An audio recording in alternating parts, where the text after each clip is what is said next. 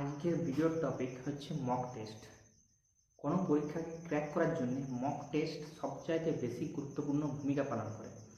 আমার মনে আছে, আমি গগন প্রতাপ স্যারের জিরো টু হিরো ব্যাচটা যখন করেছিলাম, যখন 50% আমাদের ক্লাস কমপ্লিট করেন স্যার, তখনই আমাদেরকে বলে দিয়েছিল যে তোমরা এখন মক টেস্টের জন্য তৈরি, তোমরা মক টেস্ট দিতে শুরু করে দাও। মক টেস্টে তোমাদেরকে সিলেকশনের পর্যন্ত পৌঁছাবে। যদি মক টেস্ট তুমি না দাও তাহলে তুমি সিলেকশন কিন্তু নিতে পারবে না।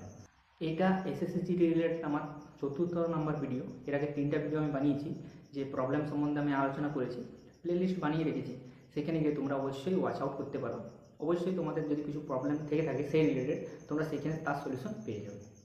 টেস্ট সম্বন্ধে সবার প্রথমে আমি এটাই বলবো, যেটা আমি ভুল করেছিলাম, এই ভুলটা তোমরা করবে না, যে প্রথমেই ফুল মক টেস্ট অ্যাটেন্ড করতে যেও না। প্রথমে তুমি সেকশনাল মক অ্যাটেন্ড করো, মোটামুটি 20 থেকে 30টা সেকশনাল মক দাও, যেখানে তুমি দেখে নাও যে তোমার কত সময় লাগছে, তোমার অ্যাকুরেসি কীরকম, স্পিড কীরকম। যদি সেইখানে প্রবলেমেটিক হচ্ছে তাহলে কিন্তু ফুল মকে অবশ্যই প্রবলেম হবে। সেইখানে 50% বা 60% বেশি যখন তুমি রেজাল্ট অ্যাচিভ করতে পারবে, তখনই তুমি ফুল মক টেস্টে যাবে। যেমন আমি ধরছি যে ম্যাথের মিনিমাম 10টা থেকে 12টা ম্যাথ তোমাকে পারতেই হবে।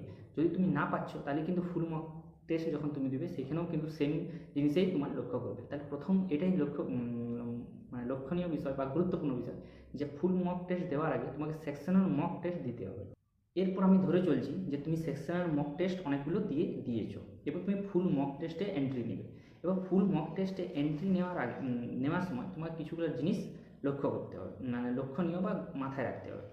প্রথম এটাই যে টাইম, তোমার কোন সময় পরীক্ষা হবে সেই সময় অনুসারে যদি তুমি পরীক্ষা দাও সবচাইতে বেস্ট হবে।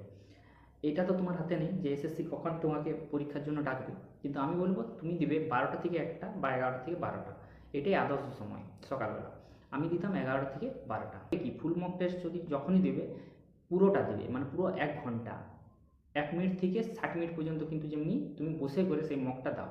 আর যেরকম পরীক্ষাতে আমাদের হয় যে একটা পেপার থাকে আর একটি কলম, ঠিক সেই রকম একটি পেপার এবং একটি কলম নিয়ে, কোনো খাতা নেবে না, সেটা নিয়ে করে কিন্তু পরীক্ষা দেবে। এইখানে সবচাইতে বেশি আমি ভুল করেছি, যে জিনিসটা আমি বলবো, যে আমি প্রথমে যখন মক দিতাম তখন কি করতাম, 1 নম্বর প্রশ্ন থেকে শুরু করতাম আর 80 নম্বর প্রশ্ন পর্যন্ত একেবারে করতেই যেতাম। আর আমি ওই 72-73 নম্বর প্রশ্নতে গিয়ে করে আমার টাইম শেষ হয়ে যেত। এটাকে ট্যাকেল করা অনেক পরে আমি শিখেছি। সেই জিনিসটা এটাই যে প্রথম রাউন্ড, 2টো রাউন্ডে পরীক্ষা দেবে। প্রথম রাউন্ডে ওই প্রশ্নগুলো অ্যাটেন্ড করবে যে প্রশ্নগুলো একদম সহজ, দেখে করে করা যায়, বা 1 লাইন বা 2 লাইনের প্রশ্ন। আর বাকি দ্বিতীয় রাউন্ডে আমি যে প্রশ্নগুলো আমি নতুন দেখছি বা একটু বড় বা একটু জটিল মনে হয়েছে আমাকে, সেইগুলো আমি করব। প্রথমে আমি বললাম যে সেকশনাল মক দিতে। এই সেকশনাল মক দেওয়ার কারণটা এটাই যে তুমি এটাতে জেনে যাবে যে তোমার স্ট্রং জোন কোনটায় আর কোনটাতে তোমার উইক জোন। যেমনি আমার স্ট্রং জোন সবচাইতে বেশি ছিল রিজনিং আর জিকে, কিন্তু সেন্ট্রাল গভর্নমেন্টের জিকে একটু টাফ, কিন্তু টাফ হলেও আমি কিন্তু 12-13টা পর্যন্ত করে নিতে পারতাম। তাহলে আমার যেটা শিডিউলটা আমি সাজিয়েছিলাম, যে রিজনিং, জিকে, ম্যাথ, তারপর সবার লাস্ট আমি ইংলিশকে করতাম। তাহলে তুমি সেকশনাল মক দিয়ে করে এই জিনিসটা কিন্তু অবশ্যই যাচাই করে নেবে যে তোমার স্ট্রং জোন কোনটা, উইক জোন কোনটা। যে জিনিসটাই তুমি বেশি স্ট্রং, সেই কাজটা তোমার সব প্রথমে কিন্তু করে নেবে।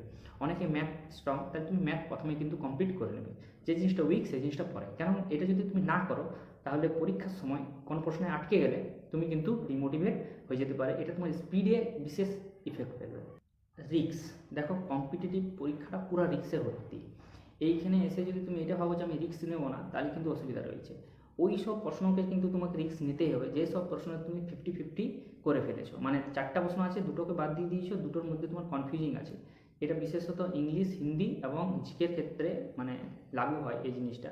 তাহলে এই জিনিসটা কিন্তু তুমি করবে না। যদি 50-50তে তুমি কোনো প্রশ্নকে আনতে পেরেছো, তাহলে কিন্তু অবশ্যই সেই প্রশ্নটাকে অ্যাটেন্ড করবে। মোস্ট ইম্পর্ট্যান্ট এটাই শেষে, যে এই জিনিসটা আমি অনেক পরে শিখেছি, যে তুমি যে শর্ট ট্রিকগুলো বানিয়েছো, যে শর্ট জিনিসগুলো তুমি বানিয়েছো, সেই জিনিসগুলো কিন্তু মকে তুমি ইউজ করবে। যদি সেই জিনিসগুলো ইউজ না করো মকে, তুমি ফাইনাল পরীক্ষায় গিয়েও কিন্তু ইউজ করতে পারবে না। এই জিনিসটা আমি ভালোভাবে লক্ষ্য করেছি, আমার সঙ্গে হয়েছে। আমি অনেক শর্ট ট্রিক তৈরি তো করেছি, কিন্তু মকে না ইউজ করার জন্য ফাইনাল পরীক্ষায় আমার ওই জিনিসগুলো মনেই পড়েনি। কিন্তু যখন থেকে আমি মকে ওই জিনিসগুলো ইউজ করতে শুরু করেছি, সেই তখন থেকে কিন্তু আমার সময়ও বেঁচেছে মেন পরীক্ষাতে, আর আমি জিনিসটা খুব স্পিডেও করতে পেরেছি।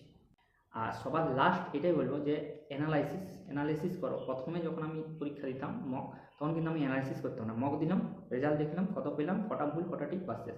অ্যানালাইসিস কিন্তু তোমার করতে হবে। অ্যানালাইসিস কী করে করবে তার জন্য আমি একটু পরে বলে দিচ্ছি। এইভাবে আমি করতাম। এরপর তুমি এটাকে এডিট করে বা এরও মডারেট ভার্সন কিছু একটা তৈরি করে তুমি করতে পারো। নাহলে আমি যেটা করি সেইভাবে যদি করো সেটাতেও তুমি অবশ্যই মানে হেল্প হবে তোমার। দেখো আমি কীভাবে অ্যানালাইসিস করতাম সেই জিনিসটা এখানে আমি বলছি। ভাবো আমার এক্সামে আমাদের প্রশ্ন সংখ্যা কটা, 80টা, এটা কোয়েশ্চেন নাম্বার আছে 80টা। এরপর আমি যখন ফুল মক টেস্ট দিলাম তখন আমি দেখলাম যে আমি 80টার মধ্যে 60টা অ্যাটেন্ড করতে পেরেছি আর 20টা আমি অ্যাটেন্ড করতে পারি। এরপর দেখা গেল এই 60টার মধ্যে 60টা কোয়েশ্চেনের মধ্যে আমি 50টা ঠিক করতে পেরেছি আর এখানে আমার 10টা ভুল হয়ে গিয়েছে। এরপর আমার পরীক্ষা শেষ, মানে এটা 1 ঘন্টার মধ্যে আমার হয়েছে। এরপর এখানে তোমাকে লক্ষণীয় এটাই যে এই যে 10টা যেটা ভুল হলো আমি অ্যাটেন্ড করেছিলাম কিন্তু ভুল হয়েছে। তাহলে এই 10টাকে প্রথমে তোমাকে এখানে পয়েন্ট আউট করতে হবে 10টা প্রশ্ন কোন কোন জায়গা থেকে ভুল হয়েছে। আমি ধরলাম ইংলিশ থেকে আমার ভুল হয়েছে 3টে, ম্যাথ থেকে আমার ভুল হয়েছে 5টি, আর জিকে থেকে আমার ভুল হয়েছে 5টাতে 2টি, আর আমার জিআই থেকে কিন্তু কোনো ভুল হয়নি, আমি হচ্ছে কোনো ভুল হয়নি।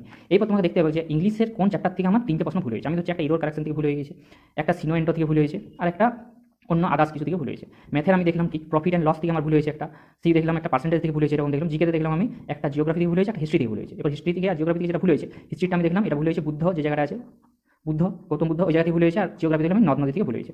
দেখো এইগুলো ভুল হয়েছে আমি দেখলাম এই জিনিসটা। এবার প্রথম কাজ হচ্ছে এই জায়গা যতগুলো রয়েছে সেগুলো আমি একটা পয়েন্ট আউট করলাম যে এই জিনিসগুলো আমার ভুল হয়েছে একটা। এরপর দেখো এই জিনিসগুলো ছেড়ে দাও। এরপর দেখো তুমি 80টা প্রশ্ন ছিল 60টা করতে পেরেছো, 20টা কিন্তু এখনো পারোনি। এরপর এই 20টারও ঠিক সেম অ্যানালাইসিস হবে। 20টা প্রশ্নের মধ্যে তোমাকে দেখতে পাচ্ছি ইংলিশের কটা ছেড়েছো, যে হিন্দি নেবে সেই হিন্দির কটা ছেড়েছো, ম্যাথের কটা ছেড়েছো, জিকের কটা ছেড়েছো, আর জিআইয়ের কটা ছেড়েছো। এবার ঠিক সেমনি ওই রকমভাবে সেমভাবে যে কোন জায়গা থেকে ছাড়া হয়েছে। এরপর তুমি যখন এটা সবটাকে দেখবে তখন তুমি একটা নোট পাবে, সেটা হচ্ছে ইংলিশে তুমি পেয়ে যাবো। ইংলিশে আমি ধরছি ইংলিশের আমার এখানে 3টা ভুল করেছি আর ওইখানে আমি 7টা পারিনি, তাই 10টা প্রশ্ন আমি ইংলিশে ধরছি যে আমি পারিনি এবং ভুল করেছি। তাহলে এই 10টার জন্য 3টা চ্যাপ্টার আমার বের হয়ে গেছে। আমি ধরছি একটা ভোকেব থেকে পারিনি 2টা, আর ধরুন গ্রামার থেকে আমি পারিনি একটা। তাহলে গ্রামারের কোন জায়গা থেকে পারিনি একটা, আমি ধরছি এটা পারিনি ভয়েস সেন্স থেকে পারি। তাহলে আমার নেক্সট উইকে যেটা রইবে,